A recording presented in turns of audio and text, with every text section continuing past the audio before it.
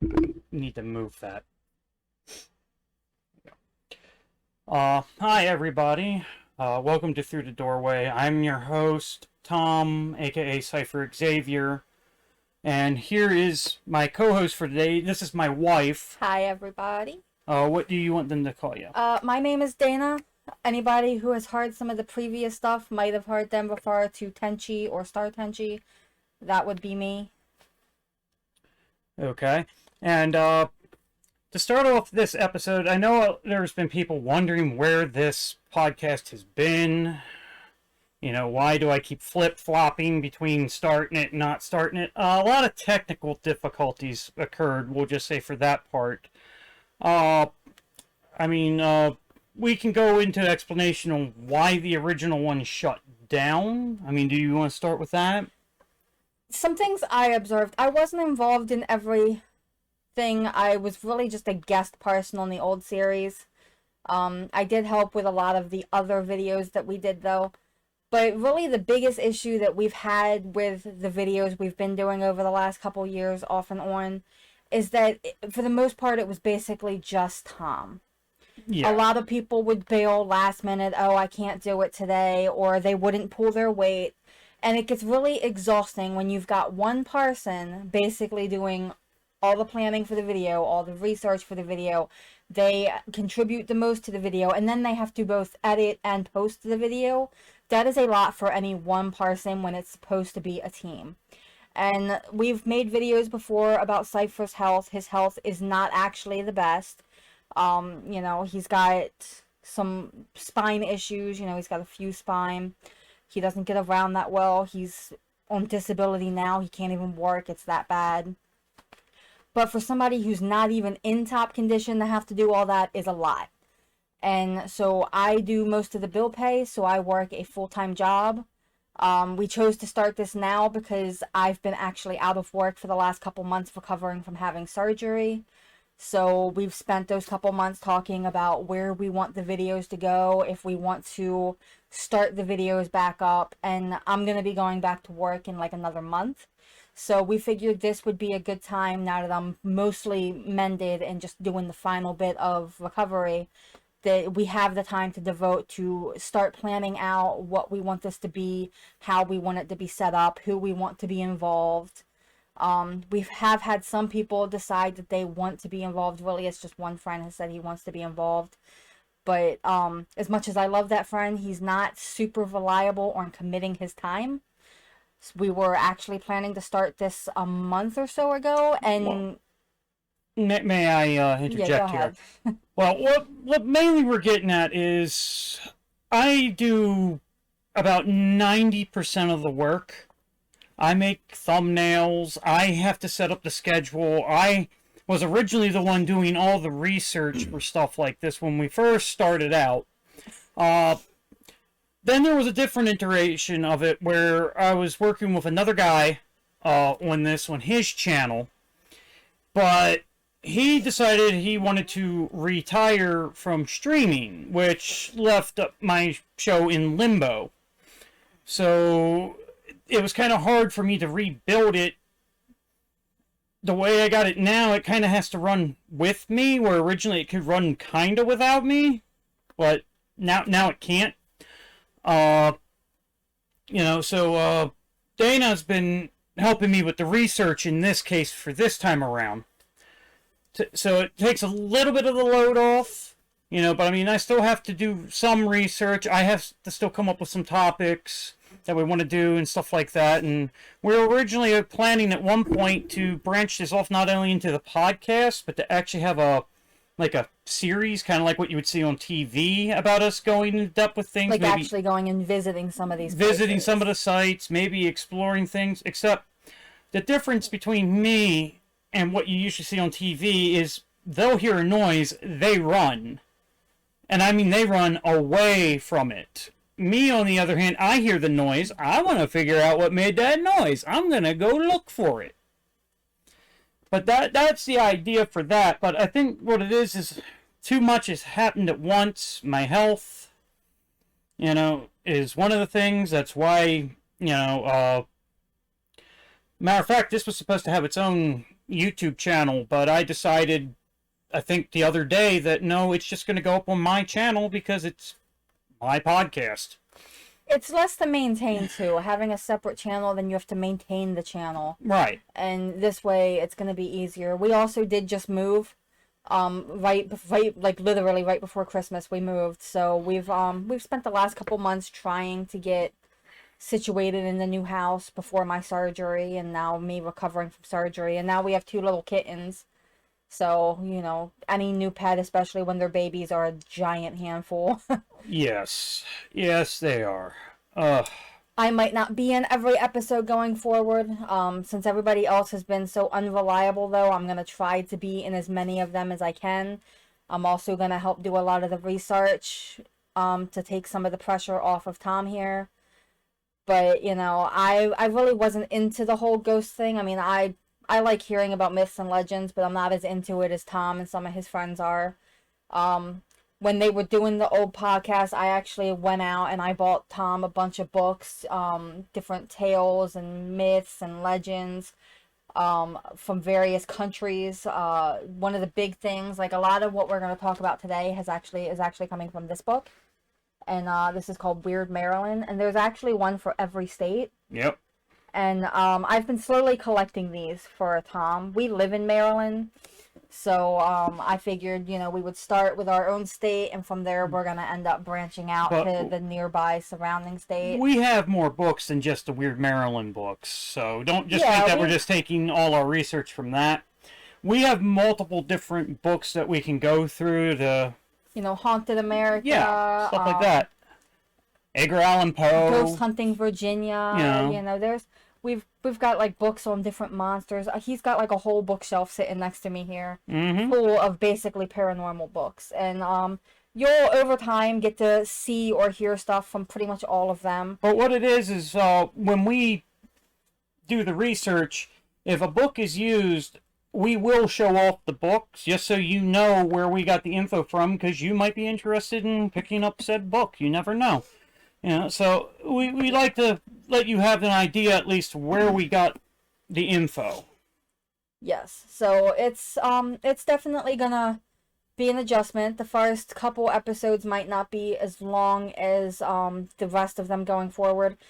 Tom's big plan for this has been that he wants each episode to run about 2 hours. This first one might only run like an hour. We haven't done as much research as we wanted, because all the research for today's episode actually I did. And, you know, between recovering and not being able to use my foot for 3 months was well, I kind of had a mental breakdown. Really time. You don't know what you're missing until you can't do it. Exactly. And the thing is, I had a bit of a mental breakdown, which is what kind of postponed this starting, because we were ready to go, I think, last month, but we had taken on the kittens, and I was trying to help her heal, and me being crippled as it is, our help was kind of going back and forth about it was too much help, and it was just a lot. It was too much for me, and I kind of had a mental breakdown. Tom kept going back and forth about whether he really wanted to restart this, you know, and he kind of went back and forth with himself, like, do I have the time to actually do this? Do I have the motivation to actually do this? And the big part of why I think he's actually decided he is going to do this is because, one, he loves like myths and legends. It's one of his biggest things. He's into all the paranormal stuff. And a lot of the shows that you would watch that used to do this kind of stuff on TV, a lot of them aren't the same. They've changed over the seasons they've had. Some of them have admitted to actually falsifying their evidence. Some of the shows have actually disappeared. Some of the really good shows that I think actually got Tom started into why he wanted to do this kind of stuff was Josh Gate used to do a show called Destination Truth, and that was always really interesting to see that crew go around different places. Oh, yeah. And they would be going, they'd be like, hey, there's a really cool myth at XXX place. Let's go and let's see what we can find. You know, maybe we can see what the place is like. We can get some local recon on what people there know about this. We can see if we can experience anything.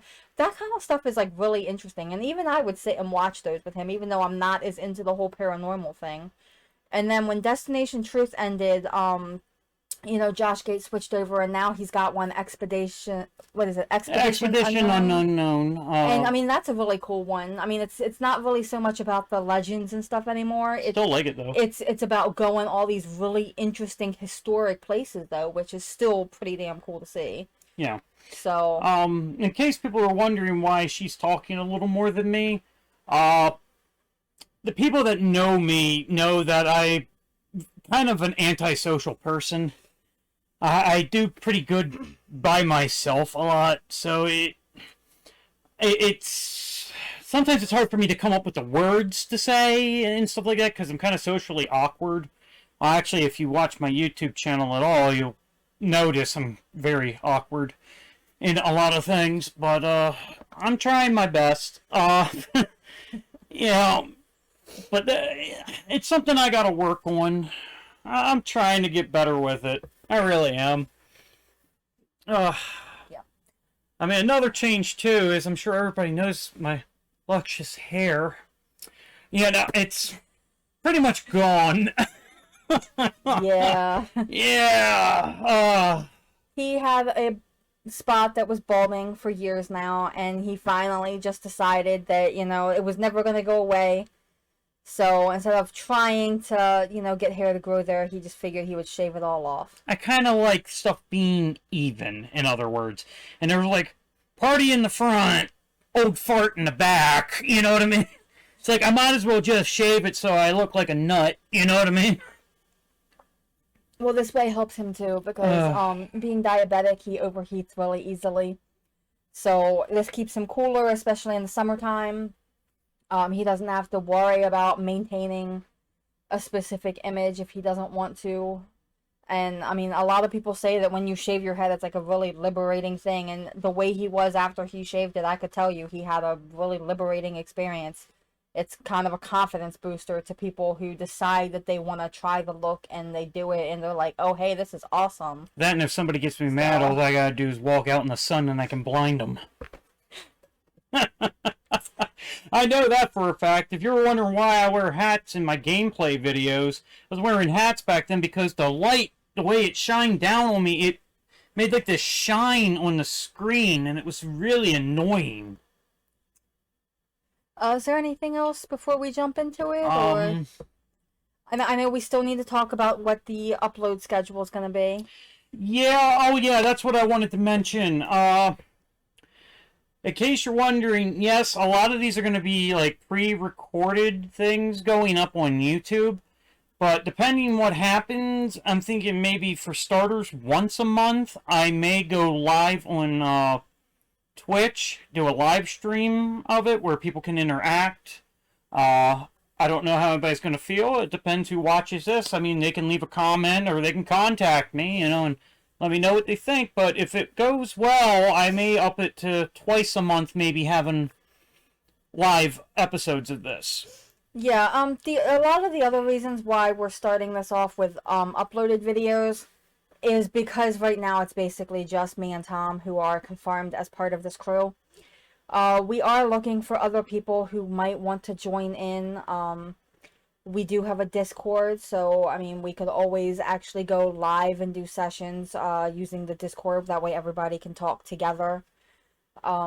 But it's finding those people, because like Tom said, he's pretty antisocial. He doesn't really have any local friends. He's got, like, maybe one or two. Well, I do have attention deficit disorder, and so when a lot of bad stuff happens to you, let me explain. People with ADD or ADHD will know what I'm talking about, where we're kind of in a bubble, we're like a shell. And we can break free from it, but as soon as something bad happens, we can easily revert to being back in that shell. And it can be very hard to break free of it again. And it's kind of what happened with me with all the injuries and stuff I've gotten throughout the years. But I'm working on it.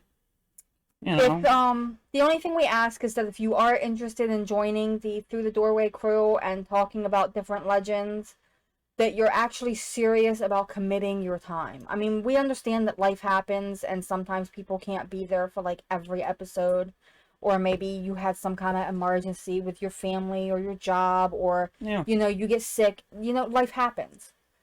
But what we don't want is we don't want somebody to say, hey, I want to be part of this. And then for 3 weeks, we're like, okay, where are you? You know, if you need specific time, let us know. We'll work the episodes around whatever time you need. But if the only thing we're asking is that if you want to be part of the Through the Doorway crew, that if you're going to commit to being part of the crew, you commit to actually being part of the crew. You know, because it's why a lot of our other podcasts have actually failed. It's because we had people, we used to run this one podcast called Other Random Crap. We would just start the thing and somebody would come up with a topic and we would talk about that topic. And sometimes we'd switch between different topics. But there was 4 of us doing that podcast. And then it got funny podcast. To the point where one of them just kind of stopped coming. He stopped showing up. He stopped contributing ideas. You know, if he did show up, he just joined the conversation. He didn't actually come up with any of the ideas himself. And then he stopped coming. And then we had the other person who basically did the same thing. And then it was basically just me and Tom. And Tom ended up having to do most of the work for that because I was working a full-time job. And it's not fair for something like that to happen with any of the podcasts. So if you're interested in joining, you know, we'll give you a tryout. We'll see how you fit into it. You know, we'll give you like a 3-episode trial, see how you fit into the whole scheme of it, whether you're going to be beneficial for the crew or not beneficial. If you're not beneficial, don't take it personally. Some people, you think that you're going to mesh well together, and then you actually start talking or interacting with that person, and you find out that your opinions are just so wildly different that there's no way on God's green earth that you're going to get there'll along. be no ill will, but I mean, even the people that don't think they could do it, you know, might give it a shot. You might decide you want to join and then do 2 or 3 episodes and then decide, oh, this is too much work. I don't really want to do it. That's fine too. Yeah, it's fine. But the whole point is that if you're going to join, be open about how you think it's going, how you feel it's going, what you think needs to happen. Like, I mean, you might have ideas to help us improve the podcast. We're fine with that. I mean, yeah, ultimately this podcast is Tom's baby and he's got ultimate say. He's going to make all the final decisions. But one thing he will do is he does take criticism and he does take ideas, and he'll decide if he thinks they can work with the podcast, or he'll say, no, I really don't think that. But if he thinks it's not going to work, he'll tell you why he thinks it's not going to work for the podcast. But then we'll see if maybe we can find a way to work. He might come up with an alternative idea, but he's never just going to outright say, no, that's a stupid idea. We're not going to do that. This is my podcast. No, he's not like that. I've always treated people that have worked with me on the URC podcast, right? And I treated them all as equals. In other words, if they looked at me and said, that's a stupid idea, right, to me, and it was one of my ideas, I'd be like, oh, okay. And then I'd be like, well, let's try to think of something else, you know? But yeah, that's how I am. I don't get mad. The fact is that if you want to join, we're more than happy to let you try, see if it's something you actually will enjoy doing or want to be a part of. That's not the issue. The thing is just be respectful. There are a couple of sayings that I have lived by most of my life, and these are things that my 2nd grade teacher told me. 1, you treat everybody the way that you want to be treated. You cannot treat somebody like crap and expect them to treat you with ultimate kindness and respect. You know, and I might not like people. I mean, anybody who works a job has people at work that they really don't like. The point is that you're not there to like them. You're there to do a job, do your part, and, you know, go home. Pretty much. And it's the same thing with the podcast. If you have differences of opinion with somebody else in the podcast, you're going to have to decide if you want to continue to be part of it and you can work around it and be civil, or if it's not for you. And nobody's going to fault you if you decide it's not for you. You know, life happens, you know. But a lot of people are going to have to remember, though, I do a lot of work for this. Just like the background you see right now, right? I made that.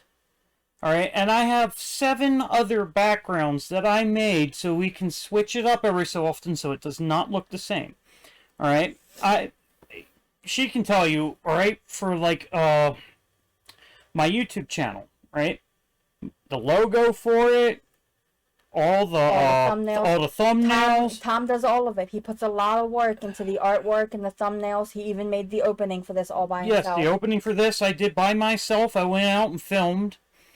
You know, you helped me film some other stuff that might get used for different parts for like a different opening at some point. But, you know, I just had to do, what was simple. He does about 95% of all of the artwork and the filming and stuff like that all by himself. I mean, the artwork is all 100% him. I don't do any of that. Mm-hmm. I did help with filming a couple of things, just because with his balance, it was easier for me to get the angle we wanted. But, you know, I filmed like 10 minutes worth of video, if that. Everything else filmed was him doing it by himself, and he does a majority of it by himself. And trust me, I'm not a glory hog. I'm really not. But it's like, for instance, a friend of mine tried to redo my logo for the YouTube channel, right? And I don't know if he took it well or not when I told him that I'm still going to stick with mine, because mine was a lot of hard work for me to do by myself. You know, but... And he does all of the logos, and he does all of the thumbnails and all that. He does that in Paint program. That's really time consuming. Paint program and Photoshop. For somebody to do that. Yeah. And then I know exactly which logo he's talking about when it was redone. I mean, this friend took things like pictures from the internet, and basically he took pictures so it basically looked the same as the logo Tom had done, but they were like legit pictures. And it's like, that's technically, you know, that's copy infringement, because you're basically taking these photos from the internet and imposing them in certain ways to mimic what Tom had done, but it's still, you know, it's not your own stuff. I'm not gonna say I didn't borrow stuff from the internet. No, like the eyeballs back there, the blinking eyes, that was a gift that somebody made, but I changed the color of them and I slowed them down. That way it wasn't the same exact. That way they can't say, oh, you know, he just stole this. It's like, no, I put it in a picture with a bunch of stuff overlaid of it to make it different enough. And a lot of people, if you put something on the internet, they're like, oh, well, you put it on the internet, it's free game. No. Not necessarily. Some people don't want to see stuff that they've done basically ripped and used for other people. You know, it's one of the reasons that Tom is really diligent about doing the thumbnails and artwork. But I mean, like, then it's his own, and people can't say he stole. Say the person that made the gift that's working back there, right? Say he complains to me, right? If he complains to me, I'll take the eyes out. That's fine. If the person asks for recognition that they're the ones who did it, that's fine too. If I can find out who made it, I'll gladly give them recognition. You know, that's the thing though. If you're gonna use something, at least acknowledge the person who came up with it. That's all we're asking, is you have to be polite. You can't just take somebody else's work and pass it off like it's your own. It's not cool. Yeah. So, you know, that's basically what it all comes down to. Treat people the way that you want them to treat you. So if we're civil to you, at least be civil back. You know, don't just start flaming and be like, oh, well, this is stupid. You know, you guys don't know what you're doing. You know, we'll take constructive criticism. You know, I always say that there's no such thing as perfect. Because there isn't. Nothing in the entire universe is perfect. I'm sure we're going to mess up here and there, but, you know, we're still kind of newbies at this, if you think about it. You know what they say, insanity is doing the same thing over and over again, expecting a different result. If anybody who watches this has any ideas on how we can improve it, we're more than welcome to take ideas. Go ahead and leave comments on the video. If you have specific tales or legends or monsters that you would like to see us, you know, research and cover, you're more than welcome to leave those in the comments too. But this podcast is a little different from the URC ones. If anybody watching this remembers the URC ones, the URC ones were not really safe for work, but you know, they were supposed to be funny. Yeah, it was supposed to be where you just picked a random topic and you just had a conversation about whatever popped into your head about that topic. So like this type of podcast, for instance, this is supposed to be a more serious toned one. And for the most part, I try to watch my language. You know, I mean, there may be some humor here and there, but I'm pretty much going to watch my language for this because I want this to be a more serious thing that almost anybody could watch. You get what I'm saying? And nobody's really going to get, you know, upset. Yeah, I mean, you know, there are certain curse words that people, when they hear them, they're like, oh, well, that's not so bad. Like hell or damn. I'll admit, but I have a bad habit with the F word. I do. But that's mainly because it was very hard to get people to listen to me in the past by saying, hey, don't do that, right? So instead I would have to yell, why the did you do that? You see what I'm saying? Apparently the word had power to it, which is kind of why I did it. I'm not really a fan of the word. It's just become habit now. We're gonna try to keep that kind of language out of it. These pre-recorded. I'll go through it and I'll bleep it if I do slip up. There's so many people online now who get on people who stream, whether it's video games or podcasts, and some of the people are just so negative in what they're saying to these people. I mean, what they don't understand is it takes, even if you're a game streamer, it takes a lot of courage for you to decide, you know what, I'm going to do this. Mm-hmm. You know, and some of them, especially some of the newer millennial people, they're like, oh, well, you know, I don't have to get a job after high school. I can just be a streamer. It's a lot of hard work to get to the point where, as a streamer, you are making what you need to do to pay your bills. We have a friend who's going through the process of becoming affiliate. He just got affiliated with Twitch and all that. It's going to be months still before he actually really sees any kind of money from this. And even then, it's not going to be a lot. And you see, I'm not really doing this for money. I'm doing this because I want to do this. These streamers that you see, the successful game streamers, they got successful because they put a lot of time, effort, and energy into what they're doing. And that's all we ask, is that if people want to join the crew, you know, send us a PM, send us a message, you know, we'll set up a time to talk, whatever.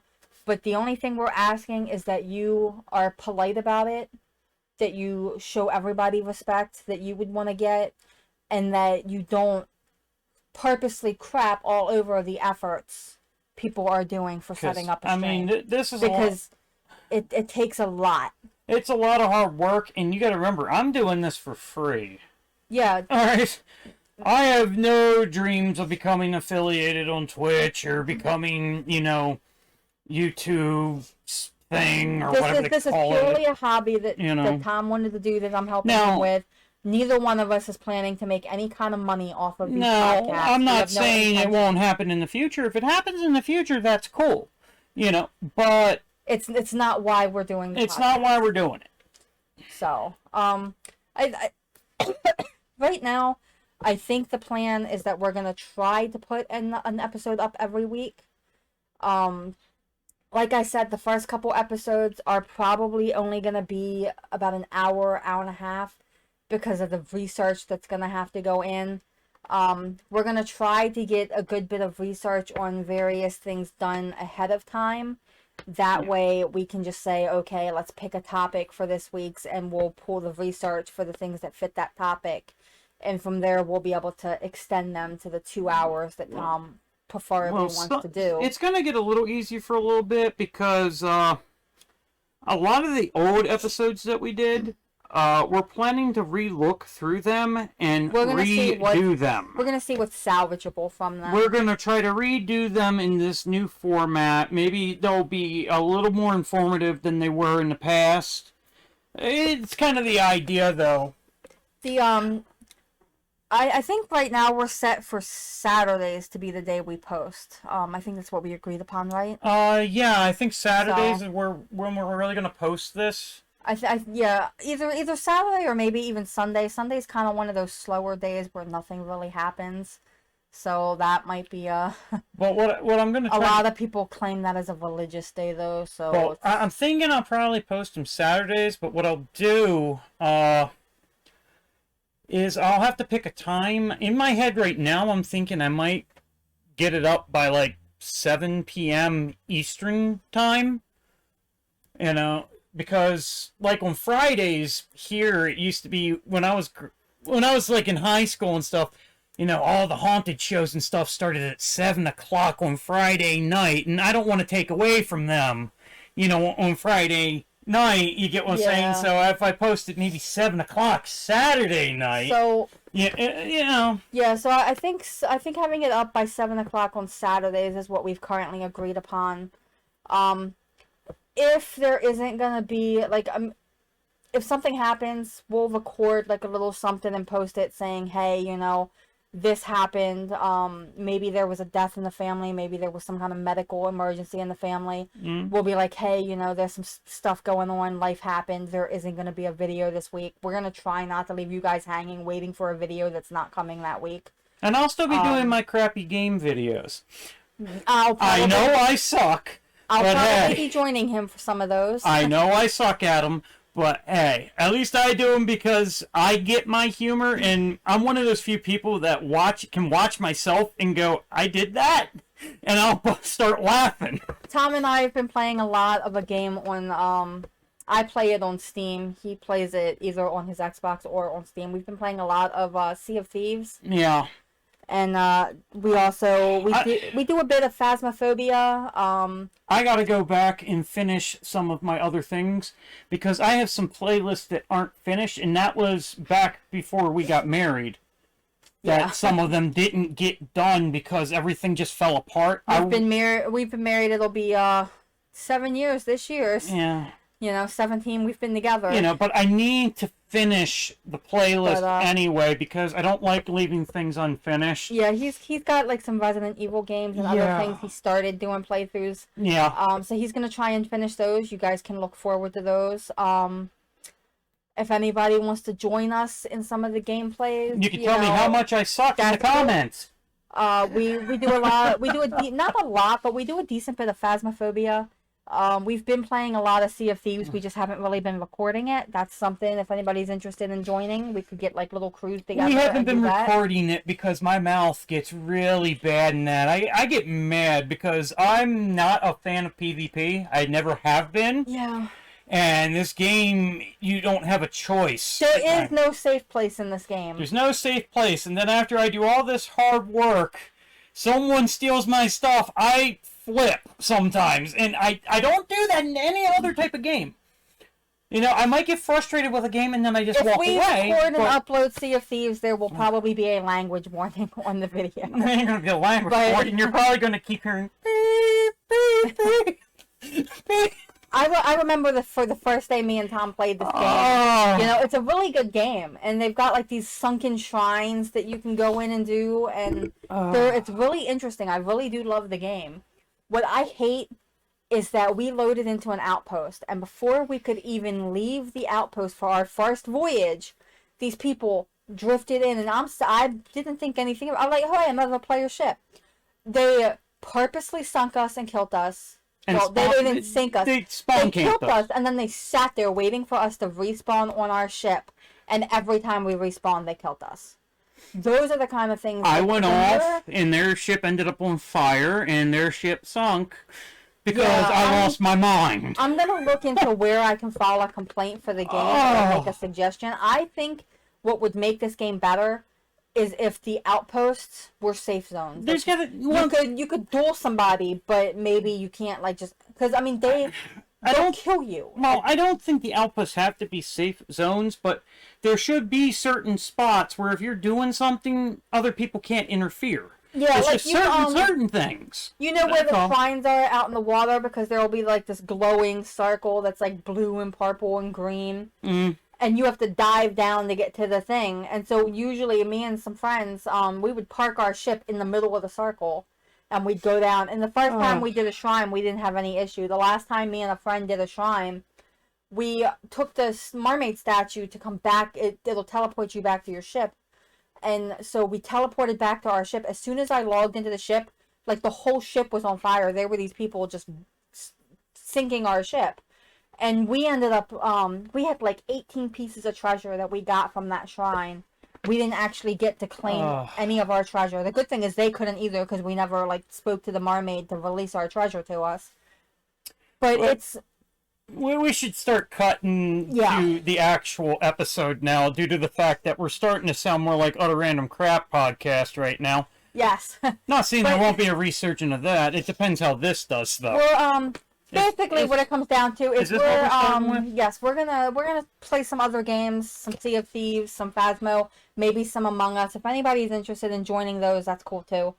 We're gonna go ahead and get started into the first thing, and is this what we're starting with right here? Yep. Okay, so you have it labeled Echoes of the Bunny Man. Yeah, this, the book it came from, like I said, is Weird Maryland. There you go, bring it over this way. And let me push this a little closer so you can Bring see it down. It's Weird Maryland. And the little caption under the picture says, "Your travel guide to Maryland's local legends and best kept secrets." This is written by Matt Lake.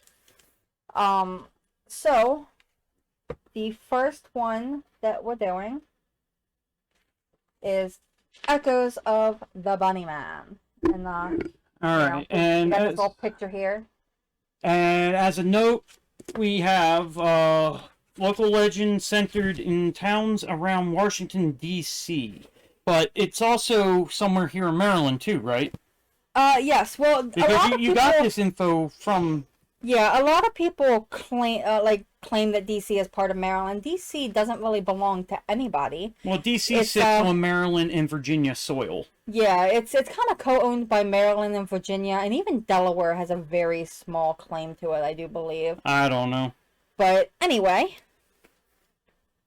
so anyway, we said it was around there. Another note was the Bunny Man is a hatchet-wielding man in a furry costume. Is it say furry costume or the book does say that it's a furry costume. I'm just trying not to be offensive to anybody. You know those costumes people would dress up like the Easter Bunny? I'm assuming it was something like that. But what I'm saying is I'm just trying not to offend anybody. This is what the book says. What the book says about this legend, because this is listed under local legends. It says that he hacks private property with his axe. So apparently this bunny man goes around and destroys a lot of property. I mean, it doesn't go into what kind of property. Yeah, right here it also says he threatens children. He threatens small children in their schools. Now that I don't quite get. That I don't get. That I'm not sure if it's believable. Threatens them in their school. Now, the thing is that mean he's inside the school, or is he going up to the windows? Like my elementary school, right? It has 2 floors, but the front side is just 1 floor. And you could literally come up and knock on the window. No, see, the exact wording in the book, it says he threatens small children in their schools. In their schools.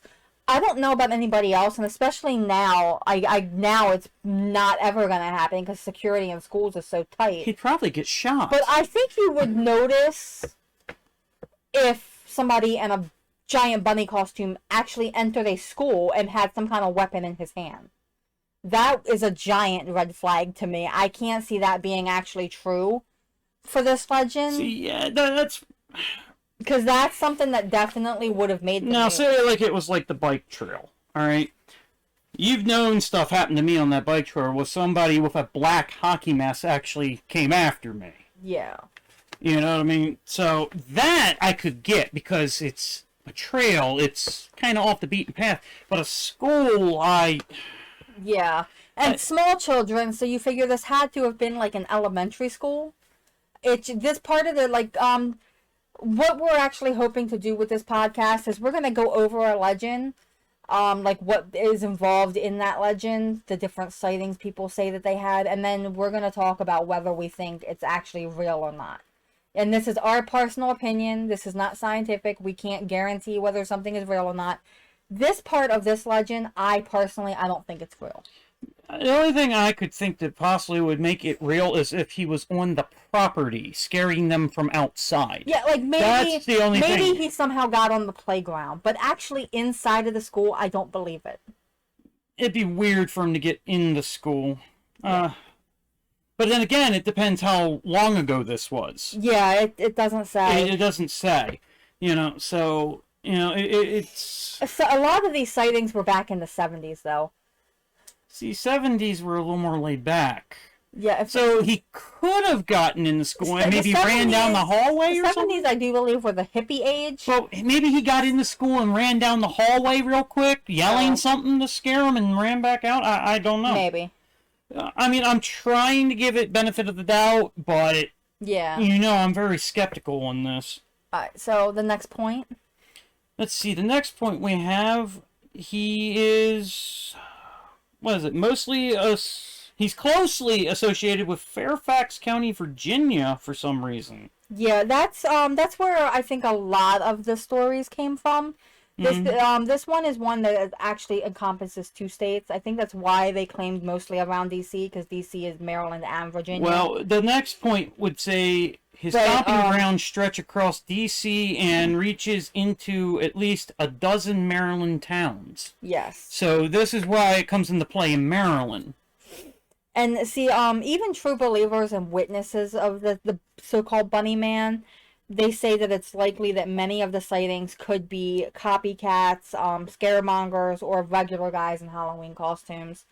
So I mean, that's true too. It could be. It could be that somebody read about the legend and wanted to keep it going, and so they purposely go out and buy a bunny costume and try to scare people or impose sightings.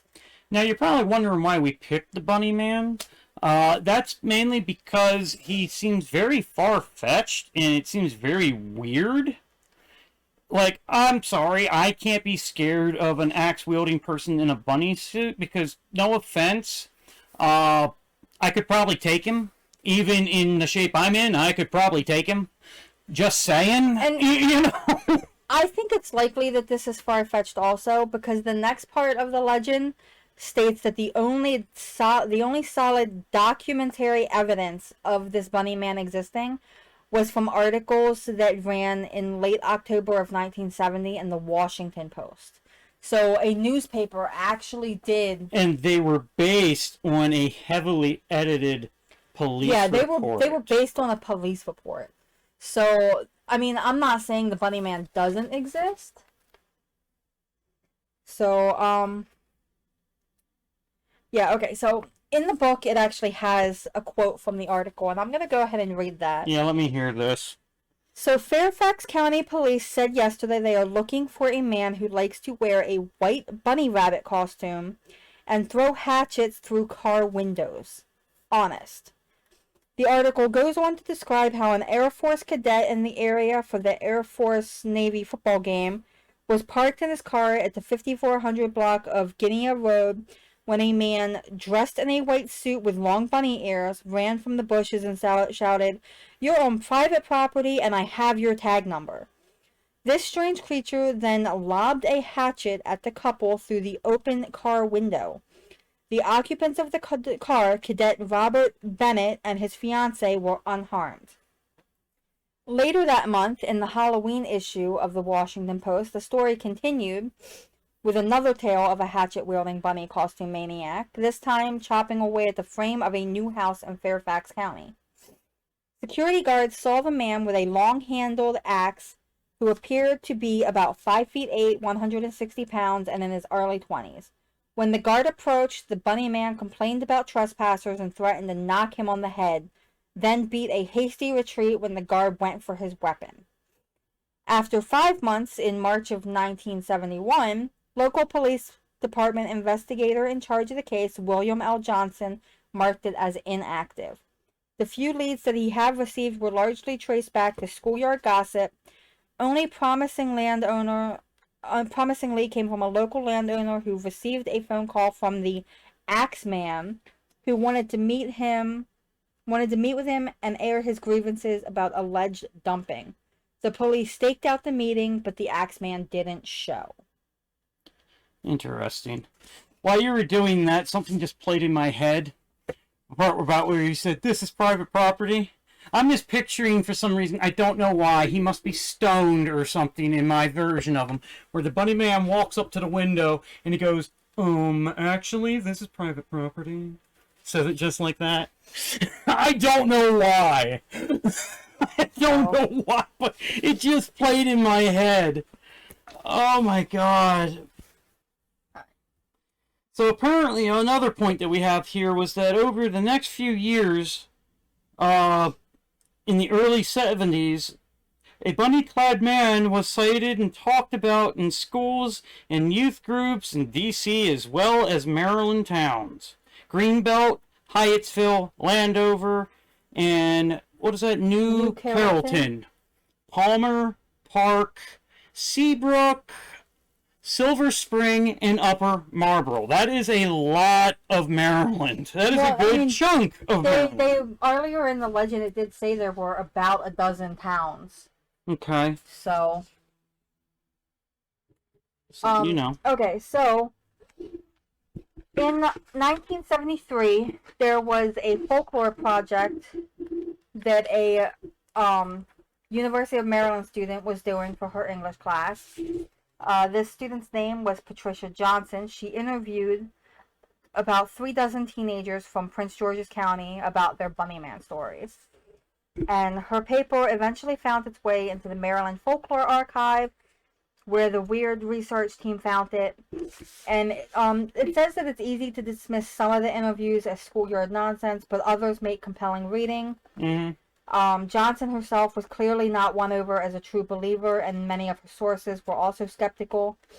And they've got three of the interview things that she did that they, I guess, found the most interesting. And they've got those listed here, so I'm going to go ahead and read those. And then I do believe that's the end of the Bunnyman legend in the book. So I'll read those, and then we'll discuss what we think was true and wasn't true. Sound good? I guess so, even though we do have a couple other books that we could talk about them a little more if we want. Yes, the Bunnyman actually does appear in the other books. Appears in the Weird Virginia book, and it also pops up in another book of mine called Chasing American Monsters.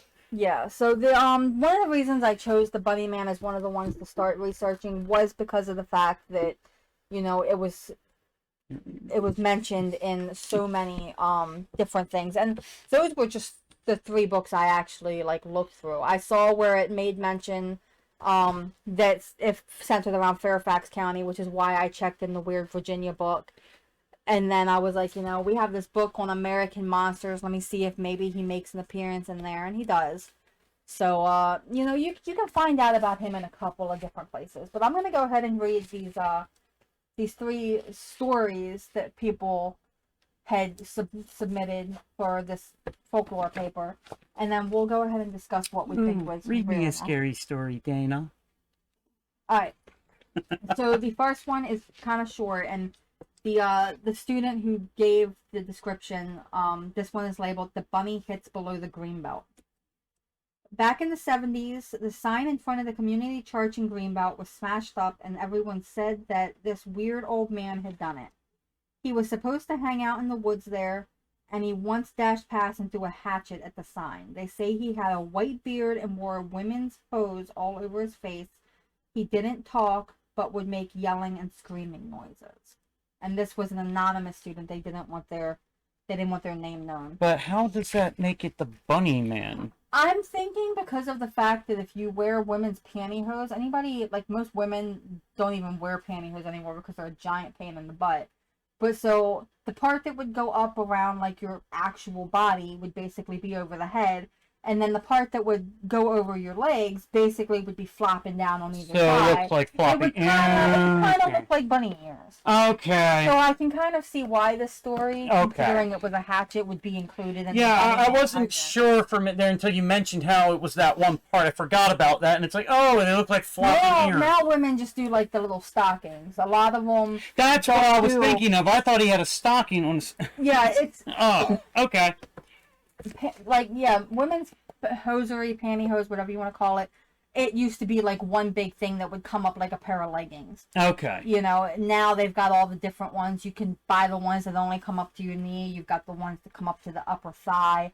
But anybody, in my grandmother's generation, when pantyhose were, super popular, they were, full up to the waist. They went from your tip of your toes all the way up to your waistline. Gotcha. Okay. That explains a lot. The second one is called Banging on the Door. In 1971, a friend of mine lived in Hyattsville on Edmondson Road. What happened was he said about 11 o'clock at night a knock came at the door. It kept getting louder and louder, so he went to the door and he opened it. There was a strange-looking white character sitting outside, so he slammed the door and was yelling for his father. All of a sudden, there was the door being hacked down with a hatchet. He could see it coming through the door itself, so his father got up, then called the police. They had 2 pillars in front of their house coming up to the door, and the bunny man chopped the door down, and ran off. The neighbors say they saw him. About 7 blocks away, he struck again at someone else's house. It was really freaky what happened. He was at another person's house, and he must have made some noise. When the guy opened the door, he said he saw a 6-foot-tall creature completely dressed in white. He didn't know if it was a bunny man or someone in a white jacket, but he had a hatchet in his hand. This one was listed as being given by Ralph Spaulding. And again, my brain did its own little thing again. A lot of people are going to probably get this because it's kind of a Shining reference from when the axe went through the door and Jack Nicholson poked his head in. I'm just picturing the bunny man hitting it with the hatchet, putting his face there and going, "Here's Bunny." You see what I'm saying? I can't help myself sometimes just because some of this stuff just sounds so ridiculous.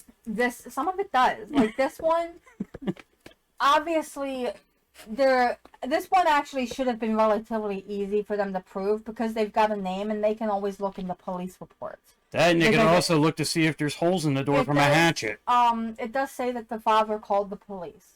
Obviously, whoever it was that did this wanted to be acknowledged because they knocked on the door first to make sure somebody would answer it before they actually started causing the damage. Mm-hmm. So this one, I actually will semi-believe this rendition because it's going to be really easy for people to go back and check. They can just, request police records or whatever, or you might even find people that lived in that area around that time.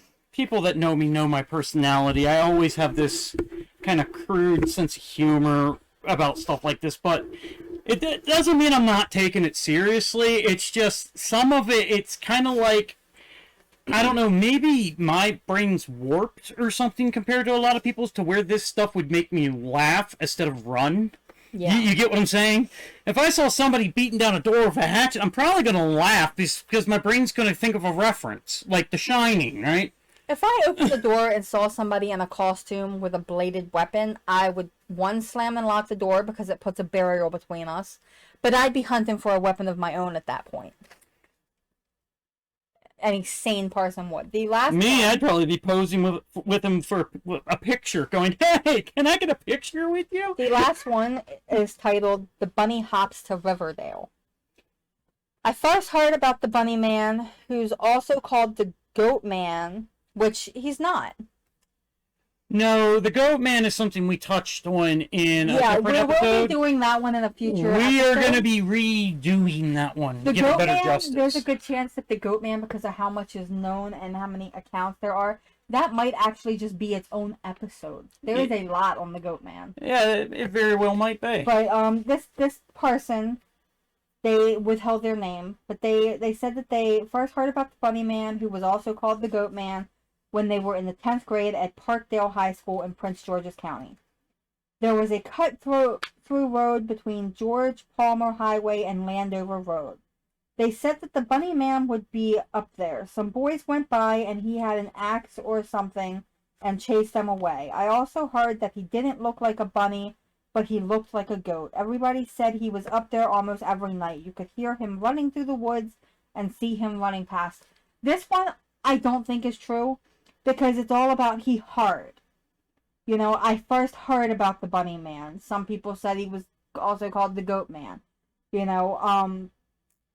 They say that the Bunny Man would be up there. Some boys, not some boys went by and they said he had an axe or something. They didn't clearly see whatever weapon the dude had. He looked like a bunny. Some say he looked like a goat. People say he was up there almost every night. You could hear him running through the woods and see him running past.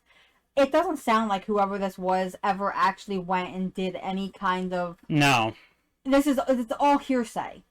Everything in this little paragraph that this person submitted was hearsay. The problem with hearsay is other people hear it, and it's like the game telephone. Somebody hears it, and when they tell it to somebody else, they might get a fact wrong, and from there they tell somebody else. And what I'm trying to get at is, the story may have started out as the Bunny Man, and then it went around as hearsay, and then he might have became the Goat Man. You get what I'm saying? Yes. Because somebody heard it wrong. Hearsay is always something that you got to be careful with, because at that point, facts get lost. Facts get lost in translation. They Right. get twisted from one telling to the next. And it's... And the Goat Man's its own entity. Now, personally, if we go ahead and review the Bunny Man and talk about what we think isn't...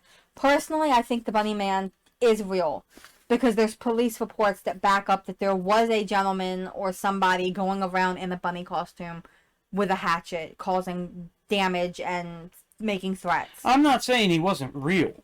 There's no proof in any of what is mentioned in this legend that the Bunny Man ever actually killed anybody. But you see, people say that they saw a creature. Now, the Bunny Man, all right, to me, is just a man in a bunny suit. I do not think it's some supernatural thing that happened. I mean, I could get dressed up in a bunny suit, run around with a hatchet, scare people, and then there you go. The Bunny Man's real.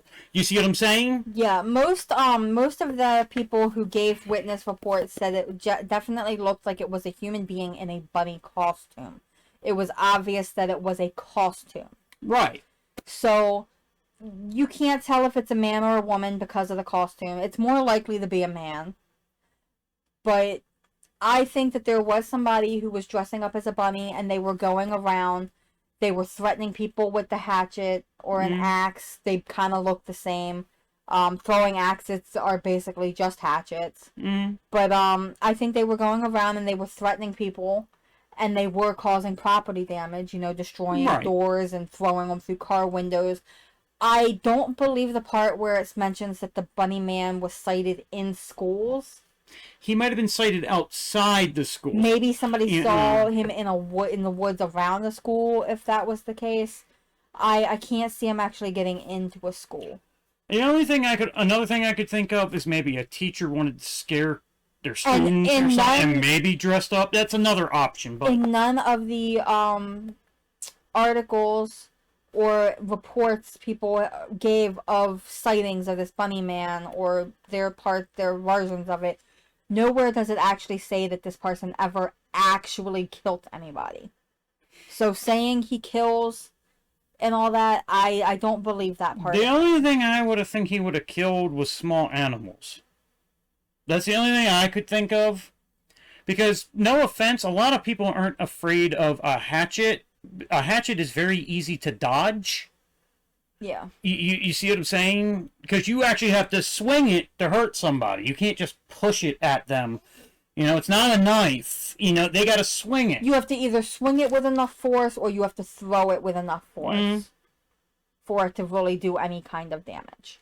Pretty much. So that... I'm not saying he wasn't real. I just don't think there's any supernatural things about it. I think that's part of why the legend labels it Echoes of the Bunny Man. Because while there is proof somebody dressed up as a bunny and committed property damage and a lot threats, of it's hearsay. Most of it is hearsay. Which would and technically be it's echoes. basically all just stories. 2/3 of it is stories. Yeah. You can prove somebody dressed up and threatened people, and you can prove that somebody did property damage dressed as a bunny, but you can't really prove anything beyond that. Nah. No, it doesn't seem like it to me. Alright, so moving on to the next one. Is it the next one in here, or is it something different? Next one in there. Oh, the Legend of Black Aggie. Supposedly Maryland's most popular legend, which is kind of funny because I've lived here for 35 years. A couple of different pictures. It's going to be 36 years this year, actually. But I've heard of Black Aggie, but I'd never thought of it as the most popular legend. Let me see here. Also, my notes. A cemetery sculpture that is dark in both color and mood, apparently. Let's see here. Now, I know there's a couple versions of Black Aggie, but, let me see. It is a seated woman draped in a shroud. Her head is bowed. Some say... For those who don't know, a shroud is kind of like a shawl. You know, Okay, but it's like having a big scarf or something that I'm you just going over cover some yourself keynotes with. here. Going over the keynotes. Some say that Black Aggie was a grotesquely creepy statue erected as a cruel joke by a husband who had killed his wife. I don't know if there's truth to that or not. Yeah, so there's a couple things. Some people say, like he just said, some people say that it's a grotesquely creepy statue erected as a cruel joke by a husband. Um, Others say that the statue was typical Victorian cemetery art dedicated to a well-loved wife. But the gravesite was haunted because disrespectful visitors had disturbed the spirit of the woman. And then others even said that the statue was erected to commemorate a black woman murdered by white men. Mm-hmm. The big thing about this legend is that the book actually goes into the actual history of, and you can basically say that most of people's views of what they think the statue represented, it tells you what the statue represented. So their different versions of it basically are all false. Pretty much. Let's see here. No matter who the woman was in life or how she died, the tales say that she would punish anyone who disrespected her. Yeah. Let's see. Then we get into a legend part here where legend says that if you sit in her lap at night, she will wrap her arms around you and crush you to death or stab you. Now, the main reason it says that is because, like I said, there's a couple different versions of Black Aggie. There's also another thing where it says if you stare at her face, her eyes will glow menacingly and make you blind. Yeah, apparently pregnant women would miscarry, unmarried women would become pregnant. Right. People's hearts would stop at the very sight of her by moonlight. So, I mean, it's really not surprising that fraternities would actually haze their pledges with a nocturnal visit to Black Aggie. And, apparently the name of the burial ground, which is Druid Ridge Cemetery, was enough to conjure images of dark and mysterious rituals. Because, I mean, we all know Druids were, like, big in olden days. They were the monks. Some of them had, like, basically magical powers. Others didn't. You know, you see a lot about Druids in, like, King Arthur tales and all that kind of stuff. You know, they say Merlin was actually a Druid. You know, there's all kinds of stuff about it. The actual history of the statue is actually just as interesting as the legends that surround it, though. After the Civil War, a rising star in the Union Army named General Felix Agnes married a woman named Annie Fulton, and this was a nurse who had tended to his wounds during the war. So the couple settled down here in Baltimore. His military record was really distinguished, won him a successful government career. He eventually retired and he took over as publisher of his father-in-law's newspaper, which was called the Baltimore American. At 1905, at the age of 65, Agnes purchased a bronze statue called Grief from a local artist named Edward Posh. I think I'm saying that right. Let me see it. Right here.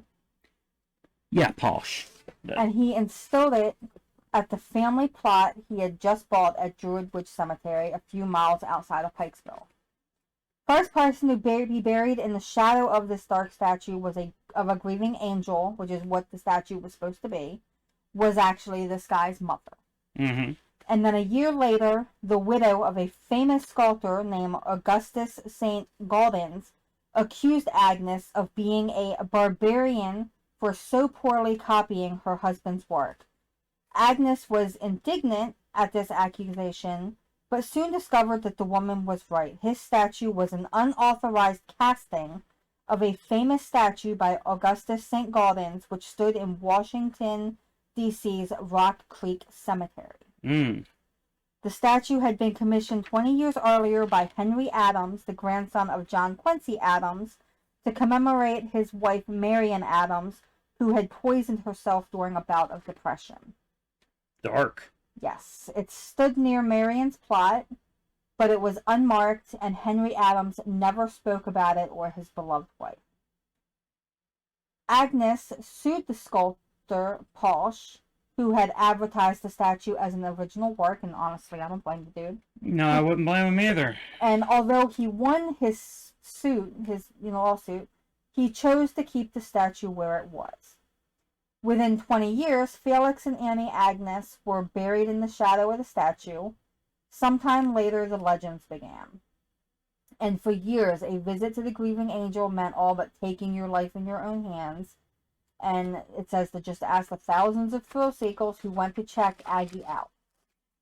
In 1967, after countless cases of vandalism and disturbances, she was actually removed from the cemetery and eventually donated to the Smithsonian Institution.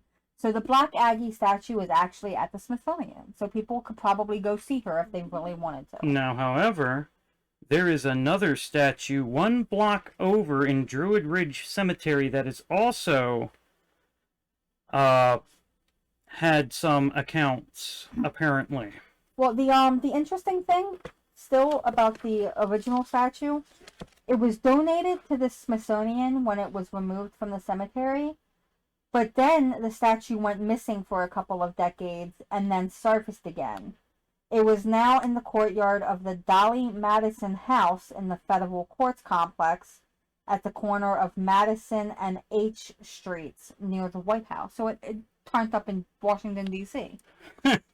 And all that remains of the Agnes family plot is the granite platform that she once sat on, where the workmen chipped her off her mounting. Visitors still keep coming to the spot where she once sat, so some legends don't even need the physical feature that spawned them. One of the things, like Tom was just mentioning, was that there is apparently another Aggie. Did I mention that? I did not. No, pretty much right here. So here, I'll show you the picture. This is the next page in the Weird Maryland book. You've got, this one here is the other Aggie statue that they're talking about. She looks a little bit different from the original. And apparently there are 6 Black Aggie accounts of this one, apparently. Yes. So not all the Black Aggie legends point to the Agnes statue. The details just don't fit the features. Some tales mentions about Aggie's victims being enveloped by her open arms or stabbed by her shears.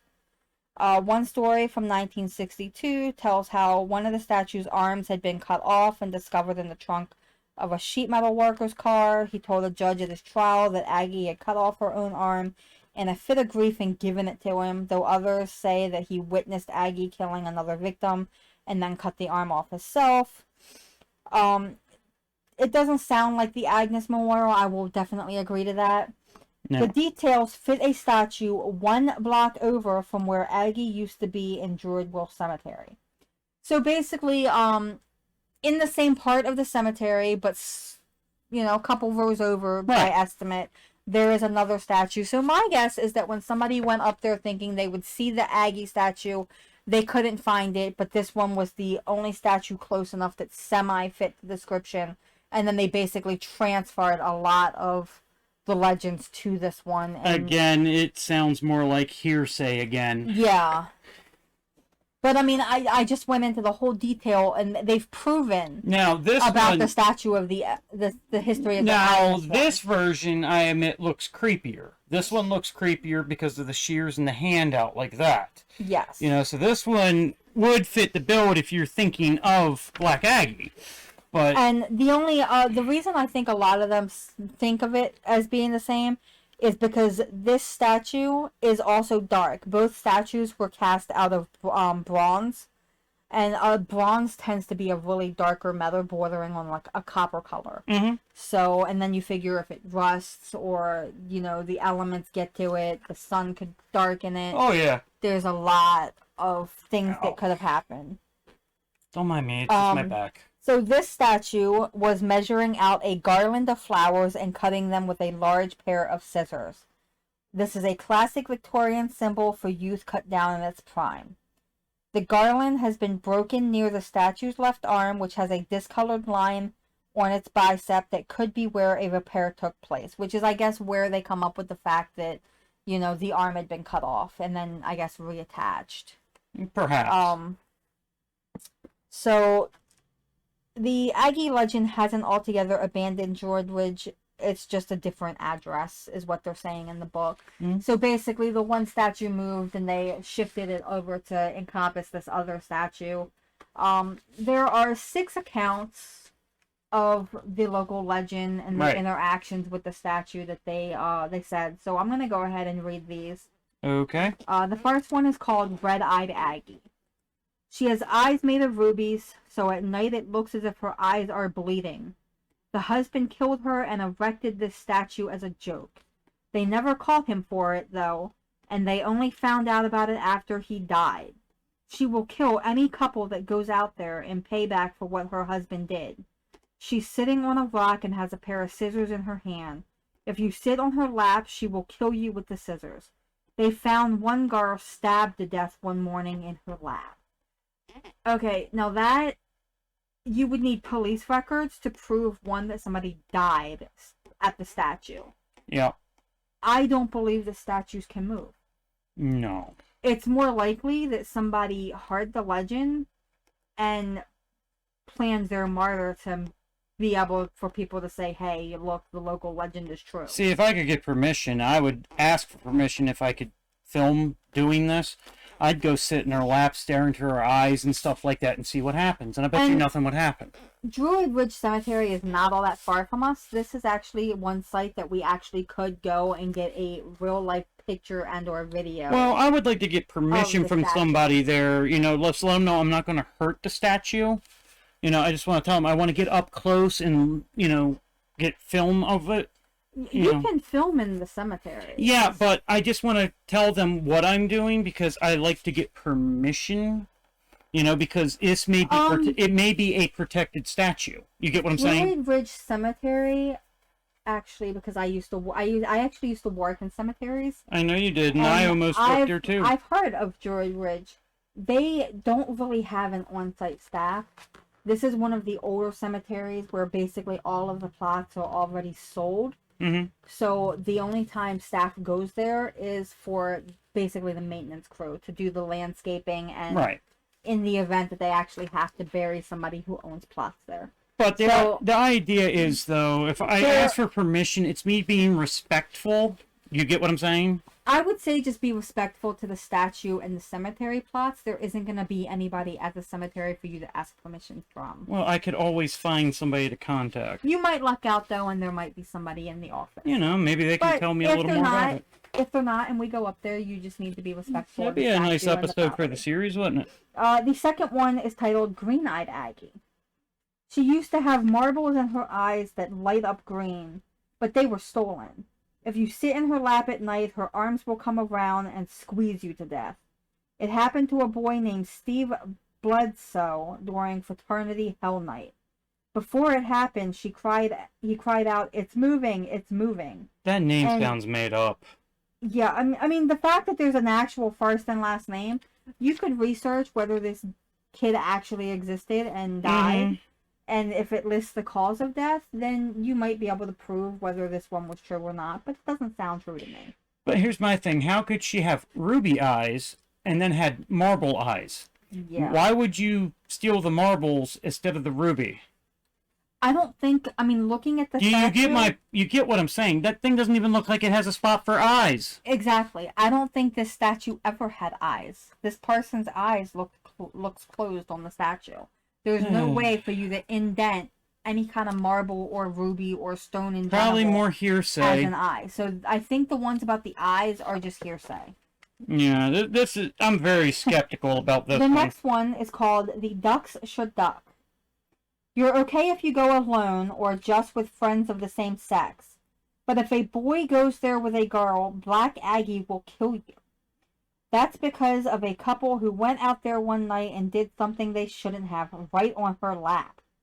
Oh, and at midnight she sometimes gets up and wanders around the cemetery. There's a lake around there and she strangles all the white ducks that live in it. Right.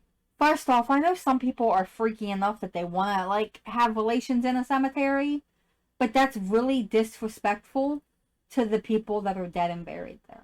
Yeah, I get that, but I'm sorry, gets up and moves around. This statue is made of bronze. That thing is so damn heavy, and the fact that it's been sat there for so many years, if it was able to get up and move, the statue itself would crack from the pressure of moving. There's no way that that's true. The only thing I could think of, if you want to put logic in how it could actually happen, you know those people that act like statues? They dress up like statues? Yeah, I could maybe see somebody practicing and being in a cemetery dressed as a statue. No, but what I'm saying is they say how she kills, right? Well, the only way to put logic into it is somebody dresses up as the Black Aggie statue and sits there and waits. You see what I'm saying? I mean, it's a lot of work to do if you want to kill somebody, I'm just saying, Yeah. but that's the only part that would make any of it logical. Other than that, there's no way. So the next one is titled Her Deadly Gaze. No plant life will grow anywhere around her. At midnight, when there is a full moon, she will roll her eyes and raise her hands in anger. People who have returned the gaze of Black Aggie's red eyes have been struck blind instantly. If you are pregnant, do not go out and see her at night, or your child will be stillborn. She looks like she's up on some type of pedestal. The picture itself shows grass around it. Yeah, stuff grows. This is Yeah. a lot of these retellings of their things with the statue. I think is basically just people wanting to kind of put their own spin on things and get their name out there for their 15 minutes of fame. It's like a version of what is that show? I've never actually seen it. What is it? Doctor Who or something has an enemy in it that's supposedly these moving statues or something. I don't know. I don't know. I'm just saying that's what it sounds like. Either way, it doesn't sound real. No. The next one is labeled "Give Her a Hand." Back in the 1960s, a man cut her hand off because of a girl they found stabbed through her heart. People say that the man saw Black Aggie murder the girl and he wanted to make sure that she never killed again. When her hand was off, Aggie was harmless, but when the judge ordered them to put it back, Aggie got some of her evil power back again. Now, they already said... It sounded like on another page they talked about a guy that... They already said that there was up on the bicep, which is up here, top of the arm, that there was a discolored line. And they spoke about how some guy had the arm in his trunk and the judge ordered it to be like retarded and stuff. So it's been proven that the arm of the statue was at one point cut off and reattached. It does not talk about any other discoloration, so I don't think it's possible. The guy was probably just a lunatic. The guy was probably a lunatic. But the story probably is he probably tried to cut it off and got caught. And they just patched where he cut. You know what I mean? Yeah, so... Yeah, I don't believe that. No. And if anybody, was stabbed by the statue, it's because they were doing something they shouldn't have with the statue, and they probably fell on the sharp edge. Well, the way the shears are, there's no way the shears... The way the knife is, you'd have to be, laying on the ground in front of the statue and have to, sit up fast enough with enough force. Yeah. Because the shears are actually pointed downward. And it doesn't look like you can really get hit They by do it. stuff like that when they put these kind of things for the statues because of the fact that if that's sharpened to a point, it is a hazard. That's why they angle those kind of things down. The last one is called Black Aggie Hazing. Oh, boy. They say that if you sit in her lap at midnight, you can hear her heart beating and see her move. For a fraternity hazing ritual, they made a pledge sit on her lap, but then they snuck around behind the statue and dropped a piece of raw liver down the kid's back. He died of fright. Kid might have had a heart attack. Especially somebody that young, I don't think it's actually possible for them to die of fright. I don't know. I don't really have, And if you dropped a piece of, raw liver down the kid's back, it's gonna feel cold and slimy. Yeah, but what I'm getting at is I don't know how true it is if you can die from fear due to the fact that I'm not really scared of anything. I've pretty much overcome everything I could have been scared of. The kid would have to be out of his mind to think that he was injured in some way because there would have been no pain to press. One Halloween, I went walking through a setup thing in somebody's yard, a haunted house, right? I went walking, and then something got the top of my head. I didn't jump or nothing. I just said, "What touched me?" That's all I said. So, I mean, you might be able to relate because I know you can be jumped. Me, I don't do well with jump scares. me, it doesn't work with me because the fight or flight thing with me is I'll fight you instead of flight. So in other words, I'm not really scared, but if you do something towards me or something like that, I will attack. You get what I'm saying? Either way, from the six tellings of people's interactions and knowledge of Black Aggie, of this particular statue, basically every bit of it sounds made up to me. Yes, yes, it does. It basically all sounds like hearsay of people making something up just to be able to put their own spin on the legend and get some kind of 15 minutes of fame. Yep, I mean, I don't know if any of the viewers have an opinion. They can always leave a comment about it.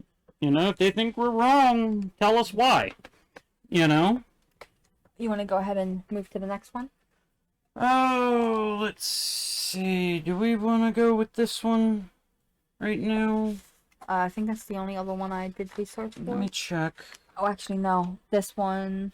You want to do this one? This one would be better. Because I think this one would be better for a different episode. Mm-hmm. Okay, so this one is called The Pig Woman of Cecil County.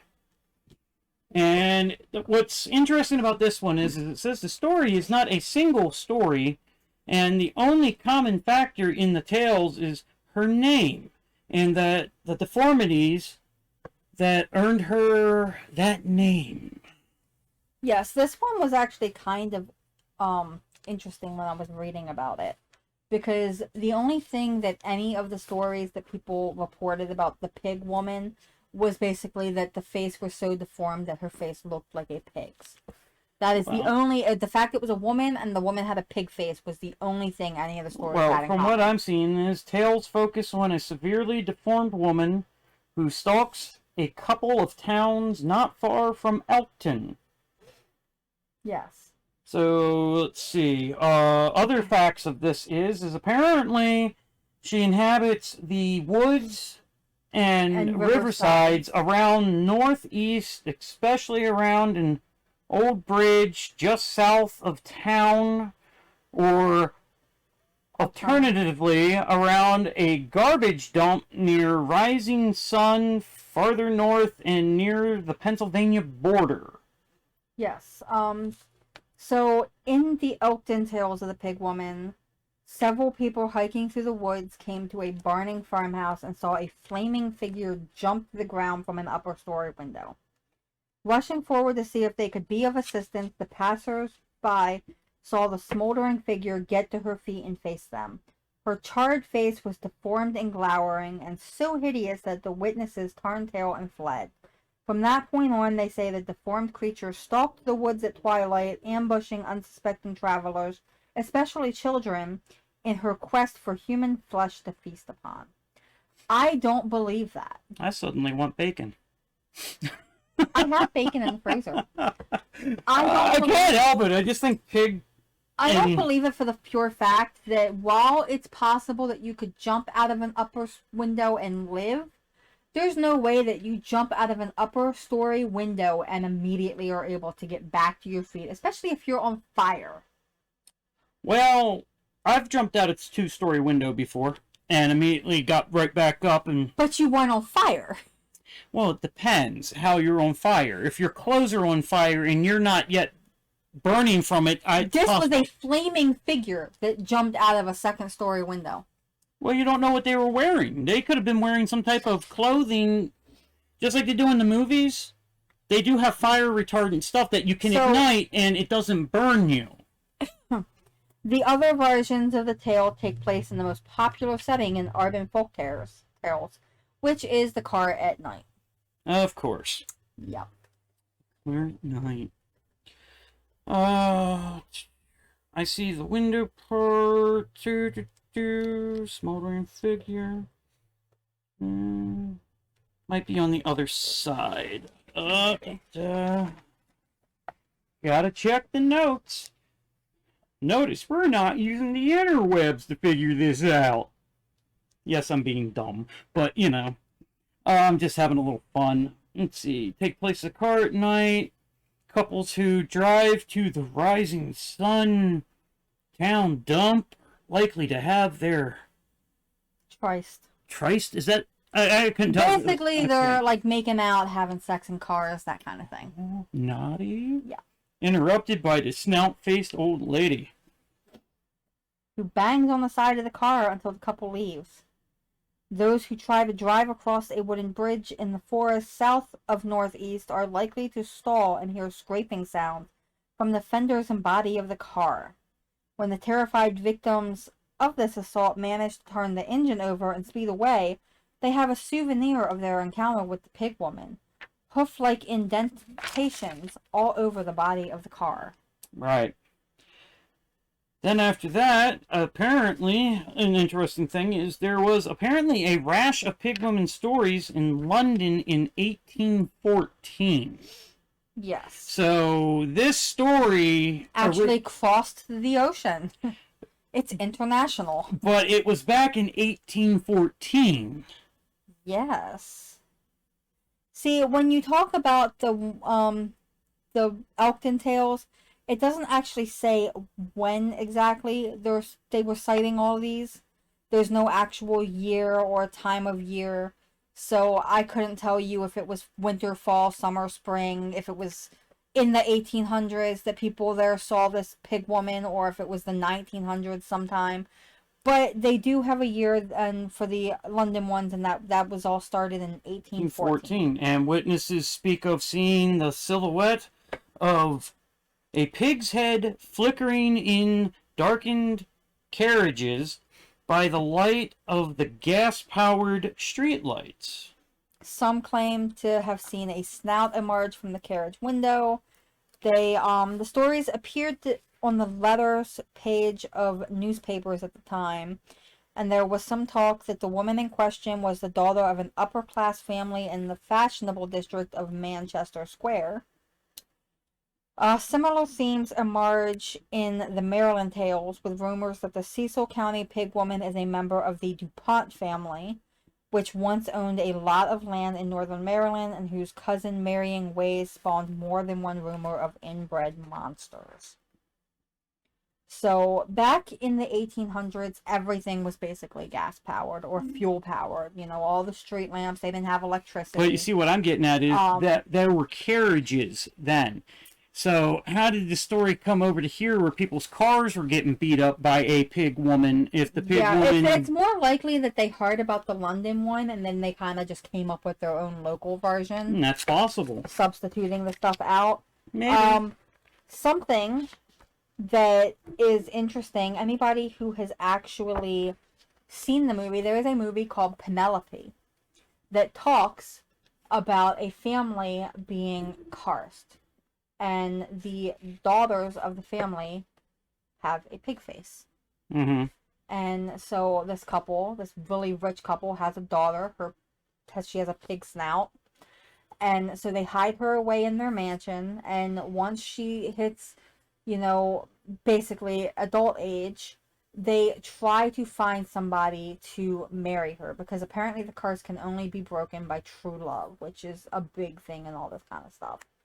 And so they hold these interviews for all these gentlemen who come to, see if they want to marry her. And a lot of them are like, oh, hey, rich heiress, I'm in, money.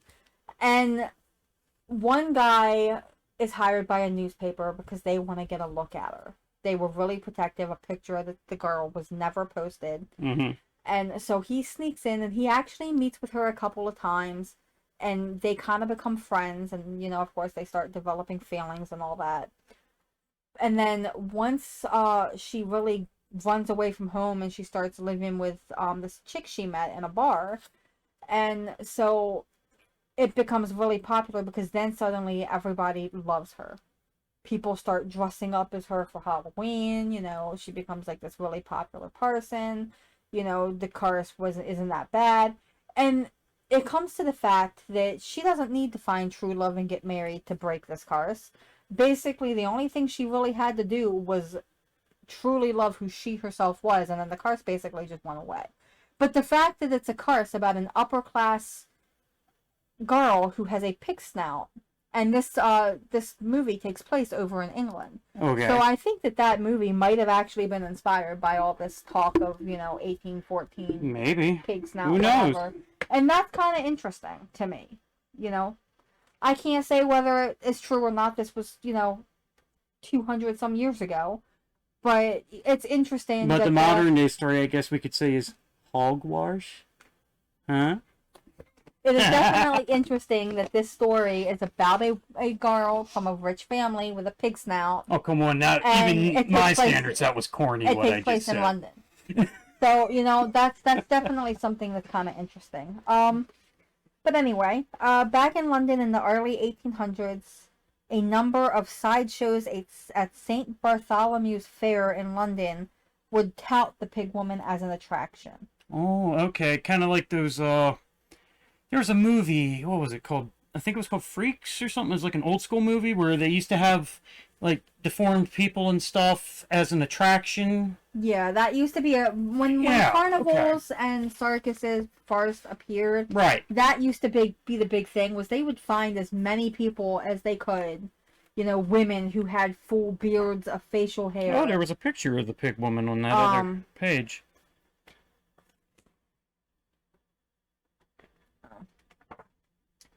But they would call it the freak show, and they would find basically people that were disfigured in some way, or I know like people with dwarfism where they were really small, the size of kids. That used to be like part of it. Nobody really the bearded lady.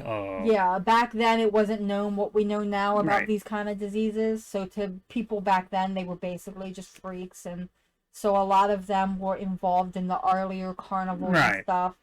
And they usually treated pretty horribly, too. There was a book written by a guy named Christopher Hudson, and the book was called The Great Pig Woman Fraud.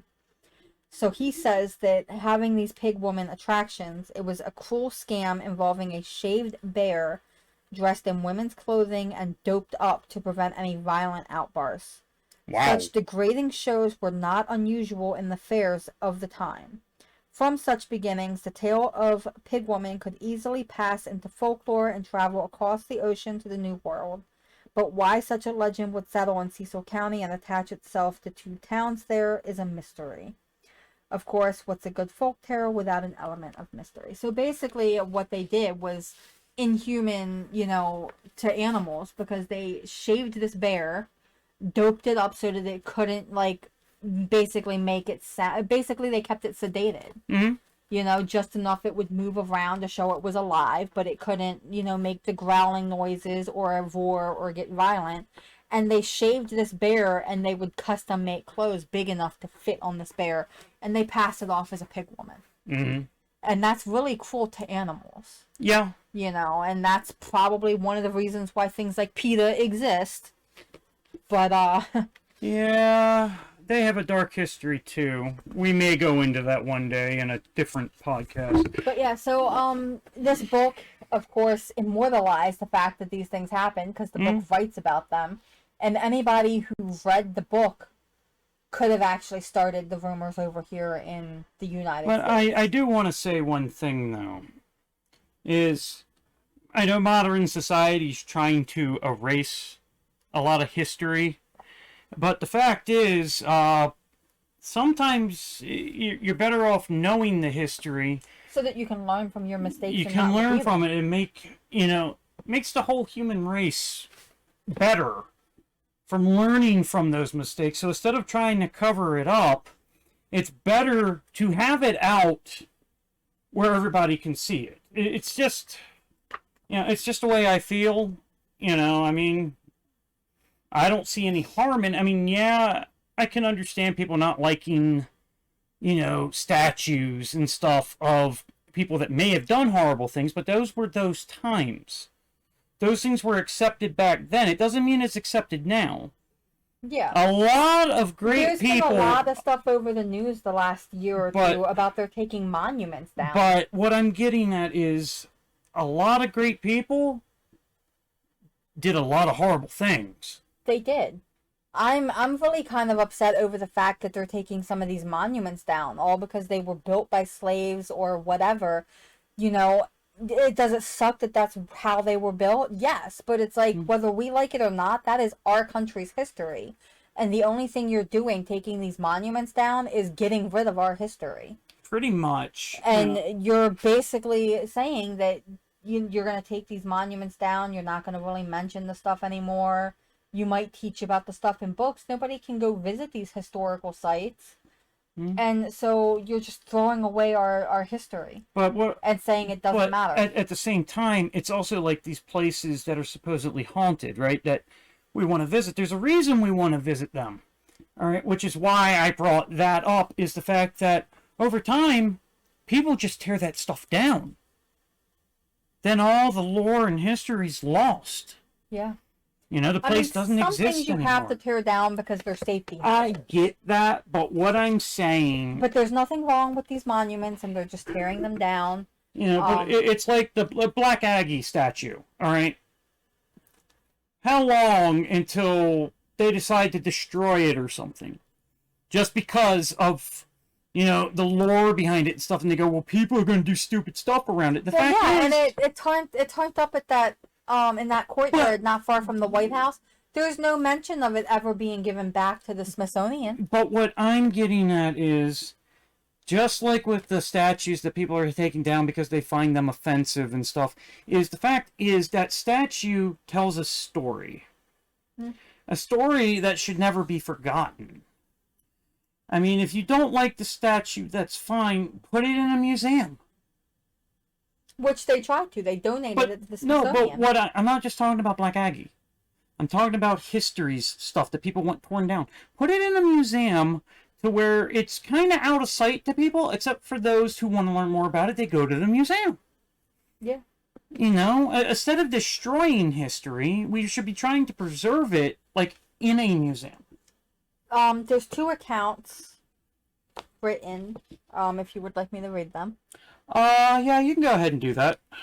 So the irony is that this first one is called The Swine-Faced Horror of Elkton, and this was given by somebody named Dina.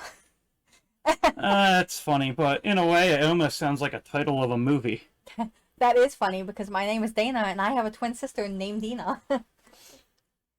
Alright, so this one, it says, now, as for the pig lady, this local legend is on the stupid side.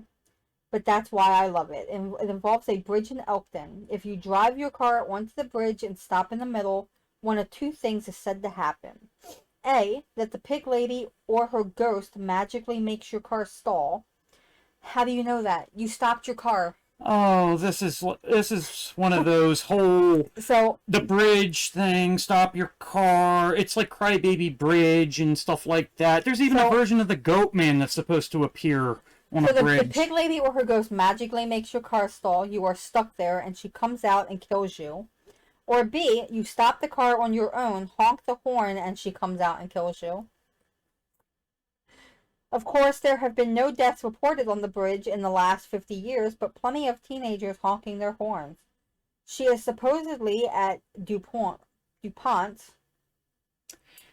How does she kill you? So she's supposedly a DuPont. Does it tell you how she kills? For her deformities. Does it tell you how she kills? So instead of living in a Brandywine Valley mansion like the rest of the DuPonts, she is forced to dwell under this bridge, and she is not happy about it.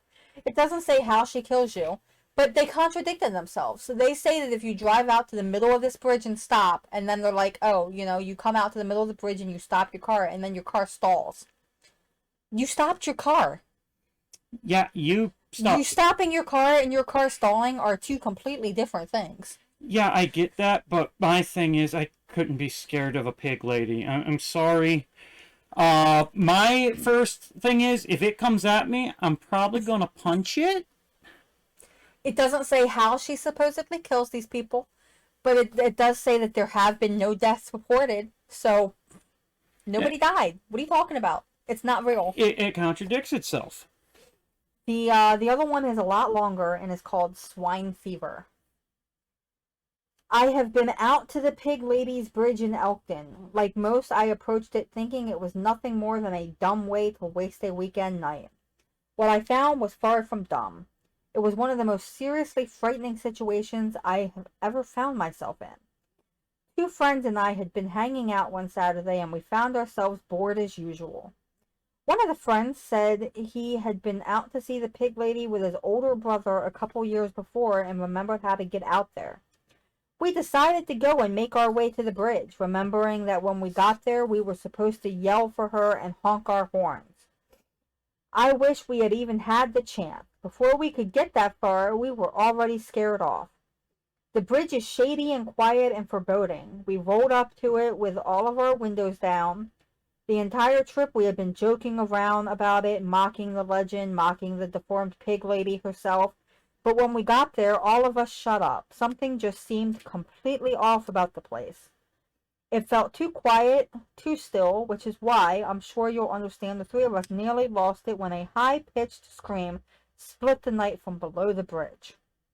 My friend Cal, who was driving, froze in fear when he heard the screams. Me and Victor did as well, but it mattered more that he did, since he was driving and thenceforth not hitting the gas and getting us the heck out of there.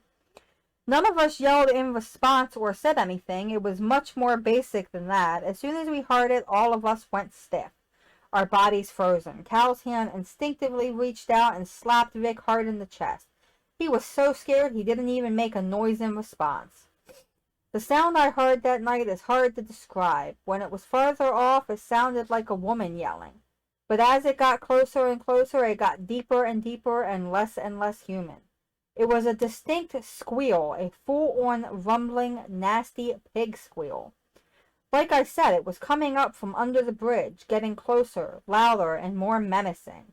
I was in the back seat staring straight ahead. All three of us saw the same thing. Nothing. But we did hear the sound of gravel crunching under feet mixed in with the pig squeal, and that was enough.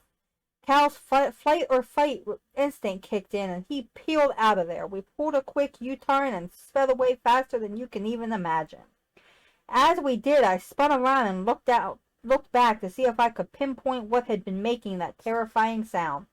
I couldn't see anything definitive in the darkness, but it did look like a figure was moving around on top of the bridge. Call me crazy or say I have an overactive imagination. Even I'm not sure of what I saw that night, but I'm certainly sure of what I heard, the screams of the pig lady, who is more real than any of us ever imagined. And this was told by somebody named Billy Miles. Okay. So it could be that somebody was playing a joke on you. Somebody who lives there locally could be like all these stupid idiots. They come from all over to this bridge thinking they're going to see it. And how many of them were there? 3? There were 3 of them. You can't overpower the pig lady with 3 people? Really? 3 grown, well, I don't know how old they were, but I'm going to assume since they're old enough to drive, 3 grown men got so scared from hearing it that they froze and sat in the car until finally they were like, oh, hey, let's get the hell out of here, and copped a U-turn and ran. They never even left their car. I'm not going to be scared of something making pig noises. You're saying that you hear the sounds from below the bridge? Okay, well, if it's below the bridge, and bridge usually means it's over a ditch, a river, or something, that's going to echo, which is going to make it louder than it actually is. This is true. But then you could hear gravel and stuff. So hopefully it probably wasn't that deep down to the bottom if you're hearing gravel. That, or they're already up top and you're not hearing things from below. Chances are they probably told a bunch of people where they were going and somebody decided to prank them. That would be my guess. That's what it sounds like to me. I mean, the dude definitely has a talent for storytelling. Because, you know, his interpretation of what happened to him is definitely a lot better written than some of the other, like, tellings you hear people talk about. True. But I don't believe it's true. No, I don't think so. I think they've built up the legend of the pig lady in that part of Elkton and whatnot, and so they have therefore locals, probably some kids who were big into the paranormal stuff, probably decided that if they haven't seen it or whatever, that they're just going to keep the legend alive, scaring the crap out of people. Probably. That's what I would assume out of all this. I mean, we've been over the Bunny Man, Black Aggie, Pig Woman. Pig Woman. And all of it sounds like BS to me. Yeah, I believe the Bunny Man did exist just because, like I said, there's police reports and stuff to corroborate. All you gotta do is put on a bunny suit and ta-da, Bunny Man exists. Seriously. That's all you have to do with that. When it comes could you make pig woman exist? Well, if you get a pig mask, you know what I mean? Yeah, from the sounds of it, there are no actual, like, physical sightings of the pig woman. Just a lot of hearsay. Yeah, that's really awkward. You know, the people hear the sounds. They feel the, indents on their car. That could be somebody sneaking around low to the ground where you can't see them through the window, is like hitting the side of your car with something. There's no proof it was actually a pig woman. Nobody physically saw it. I'm more unnerved from the rednecks in the movie Deliverance than I am the pig woman. And okay? I don't believe any of the stuff about Black Aggie because, like I said, we sat here and we just went through the history of the Agnes statue. So we know that the statue wasn't like some hoax of somebody like making fun of their wife or any of that kind of crap. It's supposed to be an angel statue and was made by a sculptor for some dude commissioned it pretty much for his wife. Now the other one, all the stuff about with the shears and stuff, I would have to actually look at the dates on the grave, but like they said, this was basically Victorian age. And that was a really common symbol to see the flower garland and the shears when somebody was cut down tragically when they were younger in life. So it was probably just probably somebody slightly wealthy because the erect a statue like that is a pretty penny. Correct. But it was probably some wealthy person who lost one of their daughters like really young, and it was more popular back in that age for them to actually have like taller monuments or statues. Yep. Nowadays, we pretty much just have the little like flat placards. Yeah. But for the most part, we might not believe in this stuff, but other people might. Because we don't believe in it doesn't mean you can't believe in it. Out of the three that we spoke about today, the only one I really put any kind of stock into is the Bunny Man. It's about the only one. The other two, I think, are pretty much purely a hoax and hearsay. Pretty much. And I mean, even if there was sightings back in London, like I said, that was in the 1800s, the early 1800s at that. Right. That kind of stuff wasn't really. I mean, it was mentioned a couple times in the newspaper, but there was no like legit documentation of it. Right. And somebody basically just heard the rumors, and when they made their little circus, carnival, whatever you want to call it, they were like, oh hey, well here's an idea to create it. And from there it just grew a life of its own from there. But I think it's pretty much all just stories and maybe people trying to scare other people. I don't believe there's any actual truth to the pig woman legend, and I don't believe there's any truth to the Black Aggie legend. Yeah. But I mean, again, like I said, this is pretty much our opinion. And I don't believe the Bunny Man ever actually killed anybody, because the only thing, I mean, they've got the police reports where he would threaten people with a hatchet or a small axe, and he would cause property damage. Right. But, I mean, the legend says he kills, but there's no records of him ever killing. Exactly. And if they can record that there's proof of property damage from police reports, they would have mentioned that there was proof he killed people because of police reports. Right. So I think this pretty much wraps up our return, I guess you can say, to the Through the Doorway podcast. Yeah. Again, like I was saying, though, this is all our opinions on this after the research that we've done. I mean, we could be wrong. We could be wrong. If you think we're wrong and you want to tell us why, you can always leave a comment. We'll read it, and maybe we'll look back into this a little further, but this is pretty much going to be the norm. I mean, we did spend the first half an hour talking about why we stopped the original podcast, what the new one's going to be like. So really, we've basically just spent about an hour and a half on the three that we went through. Yeah. That basically sums up to somewhere between 20 to 30 minutes per legend that we went over. Right. That's probably going to be about the format for the episodes going forward. We're gonna try to group them together so that there's like a general theme. I mean, Bunny Man and Pig Woman, kind of the same thing. When you really get down to it. You know, either people with animal costumes or people with animal deformities or whatever. Black Aggie was kind of the odd one out of the three. Well, Goatman didn't make it this time around because there's a lot to say about that one. Goatman is one of the more popular legends. I mean, people all over the country have heard of Goatman. There's going to be a lot of research that needs to be done for that. That one is probably going to end up being its own episode.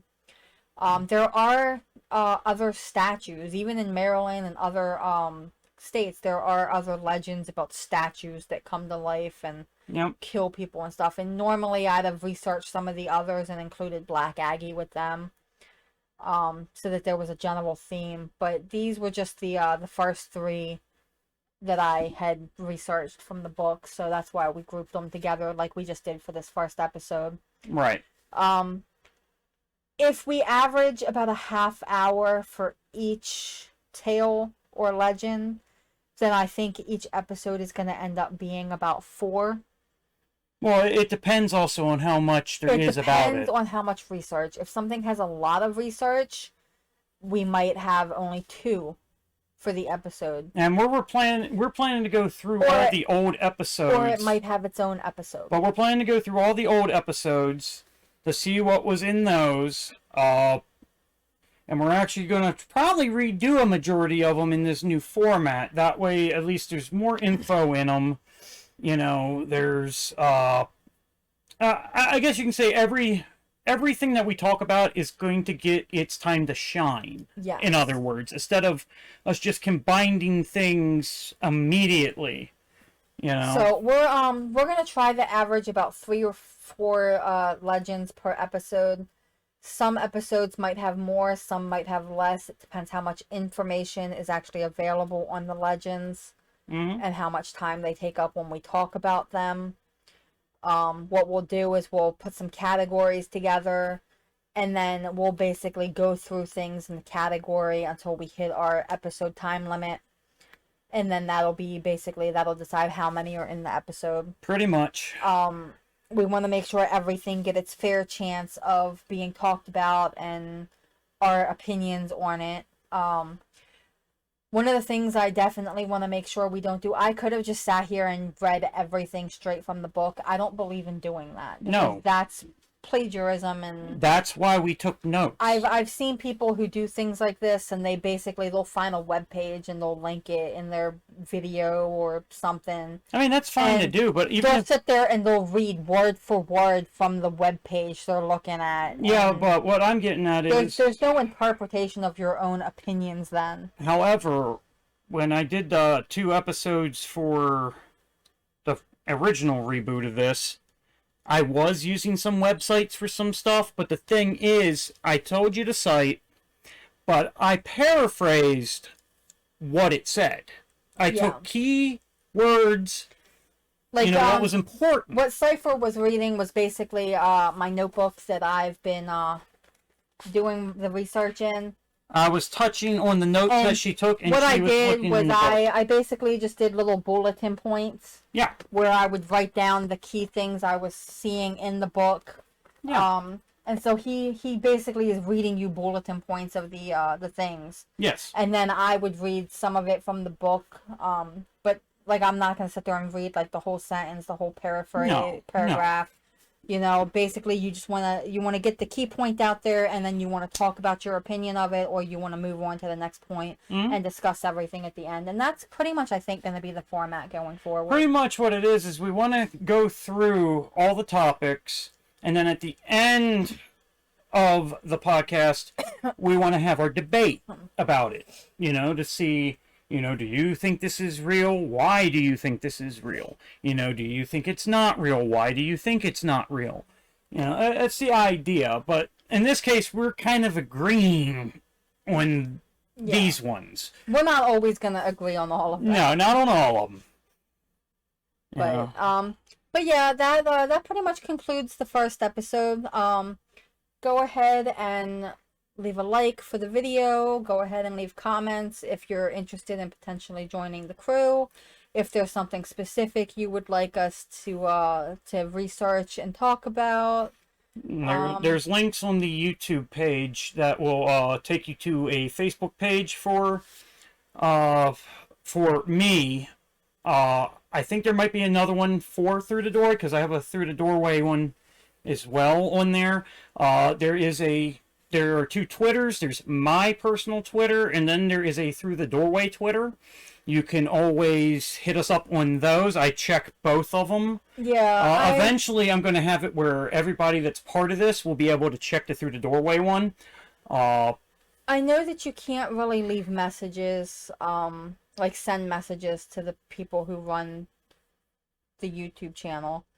But if you don't want to leave your message in the comments below the video, feel free to follow one of the links to the one of the Facebook pages, and then you can send a private message that way. Or hit me up on Twitter. If you don't want it to be public, you know, that's fine. Not everybody wants everything that they say to be able to be read by other people. I know. But they can hit me up on Twitter. They can hit up the Through the Doorway Twitter if they want. Yep. So we're pretty much gonna leave it here, and we'll be back next week with another video. The first 2 or 3 are probably definitely gonna be video uploads, and we'll just go from there. We'll see how the first 2 or 3 do. And of course, you know how I have to end this, just like I've ended every single one of them. So till next time, we will see you through the doorway. Bye, everybody. See you later.